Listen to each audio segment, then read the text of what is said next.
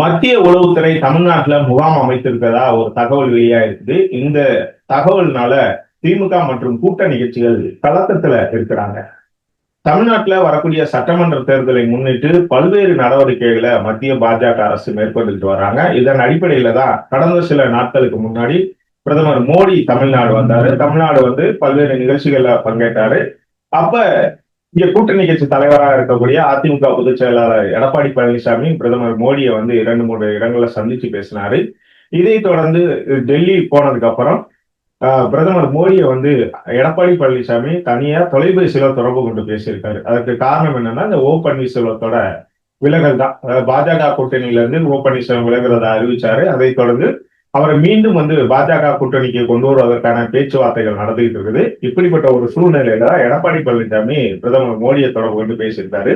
இந்த விவகாரத்துல நான் எதையுமே நான் செய்யல. இது இந்த ஓ பன்னீர்செல்வம் ஒதுக்கப்பட்டதுல எனக்கு எந்த ஒரு இதுவுமே இல்லை. இதுக்கு காரணம் என்னங்கிறது தெரியாமலே நிறைய பேர் என்னை விமர்சனம் பண்ணிட்டு இருக்காங்க. எங்க கட்சியிலேயே வந்து கடுமையா விமர்சனம் பண்றாங்க அப்படிங்கிற மாதிரி ஒரு தகவல் வந்து மோடி கிட்ட சொன்னதோட, திமுக கூட்டணியை இந்த முறை வீழ்த்தணும், அதுக்கான சில விஷயங்களை பண்ணணும் அப்படின்னு எடப்பாடி பழனிசாமி ஒரு 10 நிமிடம் மோடியோட தனியா பேசியிருக்காரு தொலைபேசியில. அதை தொடர்ந்துதான் உளவுத்துறை வந்து மத்திய உளவுத்துறை தமிழ்நாட்டுல முகாமிட்டிருக்கிறதா சொல்லப்படுது. உளவுத்துறை மத்திய இங்க வந்து முகாமிட்டதுக்கான முக்கிய காரணம் என்ன அப்படின்னு பார்த்தோம்னா, தேர்தலை தொடர்ந்து வியூகங்களை வகுப்பதற்கு தொடர்பான இந்த அறிக்கையை தயாரிக்கிறதுக்கு தான் அப்படிங்கிற ஒரு தகவல் சொல்லப்படுது. என்ன காரணம்னா, எடப்பாடி பழனிசாமி பிரதமர் மோடி கிட்ட பேசும்போது ஒரு விஷயத்த சொல்லியிருக்காரு. திமுக வந்து தங்களோட கூட்டணியை வந்து இன்னும் பலப்படுத்திக்கிட்டே போறாங்க. இன்னும் ஒரு சில கட்சிகள் அவங்க வந்து கூட்டணிக்குள்ள இழுக்கிறதுக்கான வேலைகளை தொடர்ச்சியா பண்ணிட்டு இருக்காங்க. அதனால அவங்களோட செயல்பாடுகள் என்ன அப்படிங்கிறது தெரிஞ்சாதான் அதுக்கு தகுந்த மாதிரி நம்ம வியூகங்களை வகுக்க முடியும். தேர்தலை ஒட்டி அவங்க பல்வேறு வியூகங்களை வகுப்பாங்க. அந்த வியூகத்துக்கு சரமாரி நம்மளும் வந்து அது பதிலடி கொடுக்கிற மாதிரி சில வியூகங்களை வந்து வகுக்கணும். இப்ப கடைசி நேரத்துல அது போன்ற வியூகங்களை வகுக்க முடியாது. அப்படிங்கறதுனால திமுக என்ன வியூகங்களை வகுக்கிறாங்க அப்படிங்கறத தெரிஞ்சுக்கிறதுக்கு உளவுத்துறையோட ரிப்போர்ட் தேவைப்படுது அப்படின்னு சொல்லியிருக்காரு. உடனே மோடியும் சரி அதுக்கான ஏற்பாடு பண்ணுவோம் அப்படிங்கிற மாதிரி சொல்லியிருக்காரு. அதை தொடர்ந்துதான் தமிழ்நாட்டுக்கு வந்து மத்திய உளவுத்துறை முகாமிட்டிருக்காங்க அப்படின்னு சொல்லுது.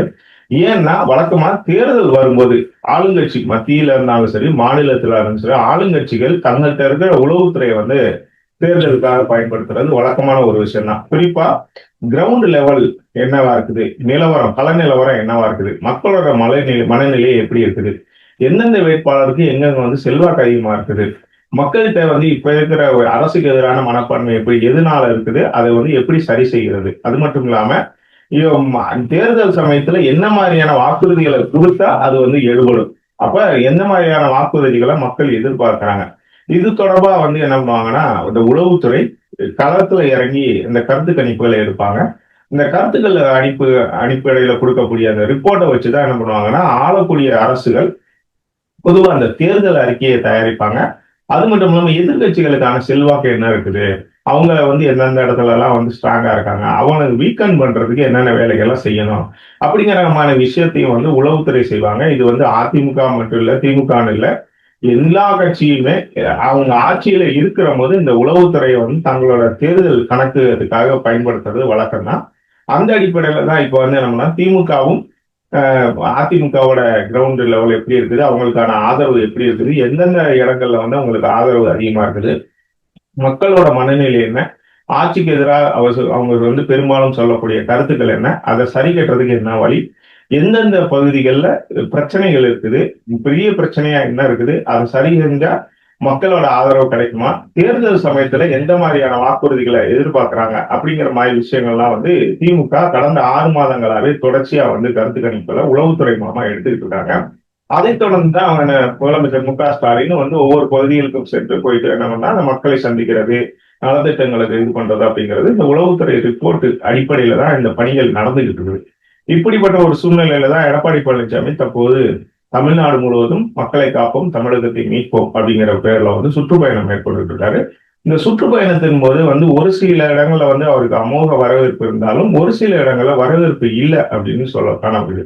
இதுக்கு என்ன காரணம்னா, ஒரு சில இடங்கள்ல அங்க இருக்கக்கூடிய மாவட்ட செயலாளர்கள் பெரிய தொகையை செலவு பண்ணி மக்களை வந்து அழைச்சு வச்சு பணத்துக்காக அழைத்து வந்து கூட்டத்துல பங்கேற்க வைக்கிறாங்க அப்படிங்கிற ஒரு குற்றச்சாட்டு இருந்தாலும் அந்த கூட்டம் அங்க பாக்குற போது அவருக்கு வந்து ஒரு உற்சாகம் இருக்கு. ஆனா ஒரு சில இடங்கள்ல எவ்வளவு செலவு பண்ணாலும் வந்து கூட்டம் வரல.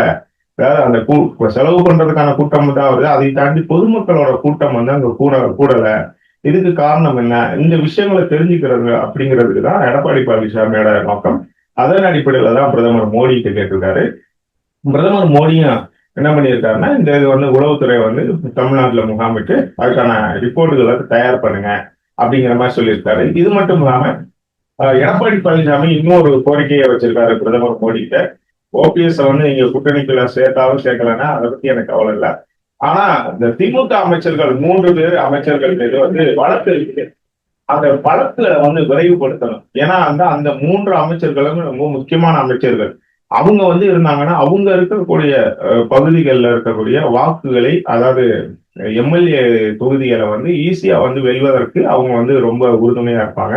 அவங்கள வந்து தேர்தலுக்கு முன்னாடி ஏதாவது வந்து அவங்களை கண்ட்ரோல் பண்றதுக்கு இந்த வழக்குகளை தீவிரப்படுத்தணும் அப்படிங்கிற மாதிரி இபிஎஸ் வந்து மோடி கிட்ட கோரிக்கை வச்சிருக்காரு. அதுக்கும் மோடி வந்து பச்சை கொடி காட்டினதா சொல்லப்படுது. இது இன்னொரு பக்கம் பாத்தீங்கன்னா, தமிழக வெற்றிக் கழகம் என்ன மனநிலையில் இருக்காங்க, அவங்க வந்து நம்ம கூட கூட்டணிக்கு வருவாங்களா இல்லையா, தமிழக வெற்றிக் கழகத்துக்கு கிரவுண்ட் லெவல்ல மக்களிடையே எவ்வளவு ஆதரவு இருக்குது, அது தொடர்பான ரிப்போர்ட் இருந்துச்சுனாலும் அதை வச்சு நம்ம வந்து சில வேலைகளை பண்ணலாம் அப்படிங்கிற மாதிரியும் எடப்பாடி பழனிசாமி சொல்லியிருக்காரு. அதுக்கும் பிரதமர் மோடி பச்சை கொடி காட்டியிருக்காரு அப்படின்னு சொல்லப்படுது. இதனால கூடிய விரைவில் இந்த மத்திய உளவுத்துறை வந்து ஒரு ரிப்போர்ட்டை தயாரிச்சு பிரதமர் மோடி கிட்ட கொடுக்கும். அவங்க அதுக்கப்புறம் பாத்தீங்கன்னா எடப்பாடி பழனிசாமி இது தொடர்பான வியூங்களை வகுத்து தேர்தலுக்கு இன்னும் அடுத்த கட்ட பாய்ச்சலை வந்து செய்வார் அப்படின்னு சொல்லி சொல்லப்படுது. இப்படி வந்து மத்திய உளவுத்துறை இங்க தமிழ்நாட்டுல வந்து இந்த மாதிரி அறிக்கை தயாரிக்கிறதுக்காக ஒரு உளவு ரிப்போர்ட் ரெடி பண்றதுக்காக அமர்ந்திருக்கிறது திமுக மற்றும் கூட்டணி கட்சிகளுக்கு ஒரு கலக்கத்தை கொடுத்திருக்குது. ஏன்னா இபிஎஸ் வந்து ஒரு கோரிக்கை வச்சிருக்காரு அப்படின்னு சொல்லி, அதாவது 3 திமுக அமைச்சர்கள் மீதான வழக்குகளை வந்து தீவிரப்படுத்தணும் அப்படின்னு. தீவிரப்படுத்தணும்னா என்ன, அவங்க 3 பேரையும் விரைவில் வந்து சிறையில அடைக்கணும் அப்படிங்கறதா அவரோட மறைமுக நோக்கம். அந்த இதனால அவர் சொல்லியிருக்காரு. இங்க திமுகவுக்கு இது வந்து ஒரு கலக்கத்தை கொடுத்ததுனால கூட்டணி கட்சிகளுக்கு என்னன்னா நம்மளுக்கு வேறு விதமான நெருக்கடிகளை கொடுத்து பாஜக வந்து வேறு விதமான நெருக்கடிகளை கொடுக்குமோ அப்படிங்கிற ஒரு அச்சத்துல இருக்கிறதுனால திமுக வந்து இதுக்கு வந்து சரியா ரியாக்ட் பண்ணணும். இதுக்கு வந்து பதிலடி கொடுக்கும் வகையிலான நடவடிக்கையை திமுக தலைமை வந்து எடுக்கணும். இப்ப தமிழ்நாட்டுல நம்ம தான் ஆளுங்கட்சி அப்படிங்கிற போது நம்ம வந்து அந்த நடவடிக்கையை எடுத்து நம்ம மத்திய உளவுத்துறைக்கு டப்பு கொடுக்குற மாதிரி, மத்திய அரசுக்கு டப்பு கொடுக்குற மாதிரி சில வேலைகளை செய்யணும் அப்படின்னு சொல்லிட்டு மறைமுகமா முதலமைச்சர் மு.க.ஸ்டாலின் கோரிக்கை வச்சிருக்காங்க. அது முதலமைச்சரும் ஒரு ஆலோசனை கூட்டம் நடத்தி அதன் பிறகு ஒரு முடிவு எடுப்போம், ஒன்னும் அச்சப்படாதீங்க அப்படிங்கிற மாதிரி ஒரு தகவலை வந்து சொல்லியிருக்கிறதா சொல்லப்படுது.